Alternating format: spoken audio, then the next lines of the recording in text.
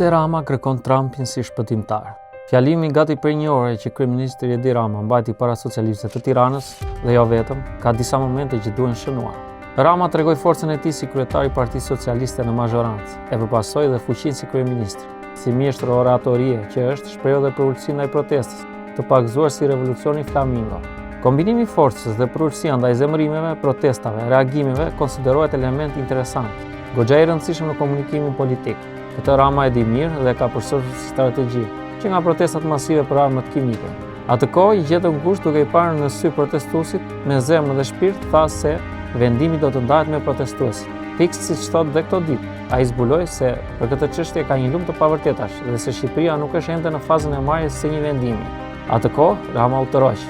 E njëjta gjë nuk po ndodh me Zvërnec. Madje ai po bën disa autogola. Torn një përfaqësi në zyrën e tij për të diskutuar, e ndërkohë nuk tregon se çfarë do të diskutojë me ta. Nëse nuk ka një projekt, sikurse ka pohuar vetë sa herë që jepet rasti, për çfarë do të diskutojnë? Fton për bisedime, ndërkohë institucionet e shtetit nuk japin asnjë informacion për çështjen e Zvërnecit. Ose nuk kanë asgjë, ose nuk dinë asgjë. Kryeministria nuk është zyrë informacioni, që zgjohet sa herë ka protesta apo reagime. Kryeministria është institucion serioz që vën në lëvizje mekanizmat e saj për të siguruar sa më shumë transparencë, të zhvillojnë konsultime me publikun dhe palët e interesuara, dhe të sigurojë vendime sa më të mira për komunitetin. Par nga një kënd tjetër, shumë thonë se ftesa e Ramës është për të përçarë protestën, sikurse ndodhi me atë të studentëve. Po, ka gjasa tjetër dhe ky qëllim. Në situatën ku ndodhet, Rama po përpiqet të ndërtojë një ekuilibër mes dy mesazheve që po përcjell ditët e fundit. Mesazhi i parë është ai që po e përsërit era herës në këmbgulje stoike. Unë jam i vendosur dhe i fortë në drejtimin tim, nuk të riqem. Këtë mesazh lëshon çdo lider, madje edhe kur është në çastet e fundit të pushtetit. Ama Rama e di se pa dëshirën e tij duhet dhe një tjetër mesazh që amortizon disi të parin. Unë e dëgjoj zemërimin dhe respektoj të drejtën për të protestuar. A funksionon kjo në rastin e Ramës? Po, ka funksionuar. Protestën për armët kimike pranoi dhe u tërhoq. Protesta u mbyll. Ai vazhdoi pushtetin. Atë studentëve që po rritej dita ditës e përçau. Pra dy strategji kanë dalë jo keq. Ai doli fitues, tek e treta e vërteta, duhet të jemi të kujdesshëm. Nuk e paragjykojmë dot, por as nuk duhet t'i japim merita më shumë nga sa duhet. Kësaj radhe ka zgjedhur tjetër narrativ. Rama nuk po përpiqet të paraqesë debatin për Zvërnecin si një debat lokal mjedisor, pavarësisht narrativës politike që ka qef ta thotë për ditë. Në ditët e fundit, ndryshe nga sa e kemi parë dhe dëgjuar, ai po e vendos protestën në një kornizë shumë të madhe politike dhe gjeopolitike. Vini re, Rama e thot me të madhe.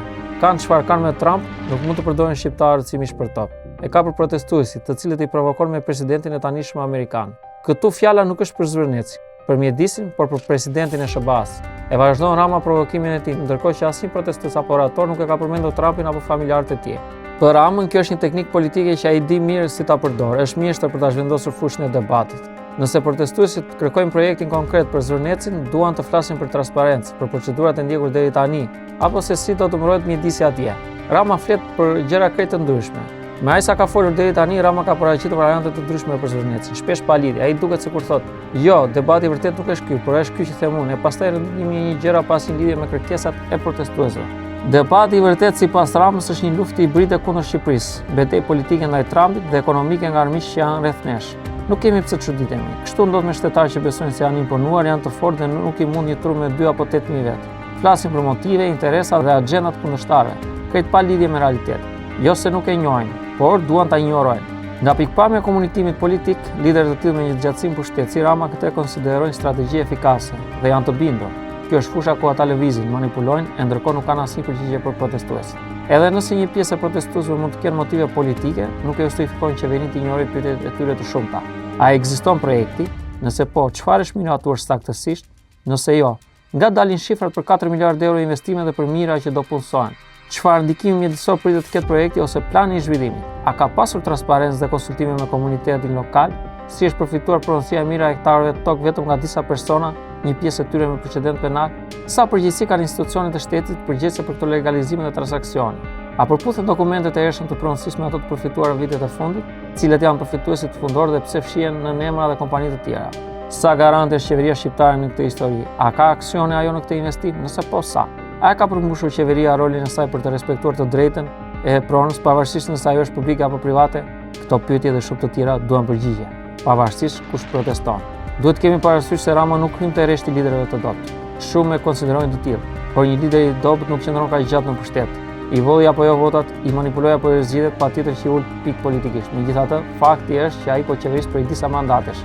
Lider si Rama janë taftë të fitojnë debati narrativ. Ata arrin ta zhvendosin diskutimin nga terreni ku ndjen të dobët e vështirësi drejt një fushe tjetër, atje ku janë superior. Rama këtë po tenton që nga fillimi i protestës së të rinjve. Ai nuk i përgjigjet, madje ignoron qytetarin kritik që pyet apo marr përgjigje për pyetjen që po bëj, apo po dëgjoj një përgjigje ashtu si do kryeministri. Këtë bëri Rama edhe me socialistët e Tiranës.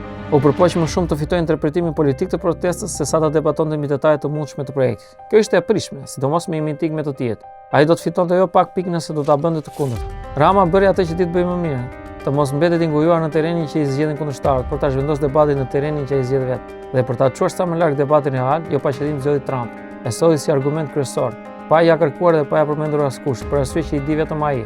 Arsye që ne thjesht mund t'ja mendsojmë nisur nga konteksti politik. Projekti në Zvërnec lidhet me investitorë që në media janë paraqitur si të lidhur me rrethin familjar dhe ekonomik të Trump. Rama mendon që nëse paraqet protestën si sulm ndaj Trumpit ose ndaj një investimi të lidhur me të, ai zhvendos debatin nga i real. Ndryshe nga protestuesit, ai mendon se Shqipëria po sulmohet sepse po tërheq investime të mëdha. Sipas Ramës, protesta po përdoret për luftë politike ndërkombëtare. Po, ai mendon edhe këtë, vetëm e vetëm për të zhvlerësuar protestën. Madje shkon më tej. Ai e di që Trump është figurë shumë me forcë simbolike, provokon shpesh debate të zjarrta me pron kundër rrymës. Ndaj e përdor. Përmendja e Trumpit prodhon reagime të menjëhershme. Rama e di gjithashtu se figurat e mëdha përdoren për të ngritur peshën e një debati. Një konflikt lokal për një projekt turistik tingëllon ndryshe nga një konflikt që lidhet me presidentin e SBA-s. Kryeministri ynë shpreson që edhe kjo strategji të funksionojë. E treta, dhe kjo mbas është më e rëndësishme për Ramën, është se ai po tenton vazhdimisht me këmbgulje të mëdha të delegitimojë motivet e protestës. Ai mendon që nëse publiku bindet se protesta nuk është për mjedisin, por për Trumpin, atëherë fokusi kalon nga argumentet e protestuesve te motivet e tyre. Megjithatë, për të gjithçka e pyetja finale në këtë situatë që mund ta shtrojë edhe një mbështetës si presidenti aktual amerikan është domethënë se a është e nevojshme të flitet për Trumpin për të shpjeguar debatin për Zvërnec? Po ta dëgjonte këtë pyetje, vetë Trump do t'i bashkojë protestës në Tiranë.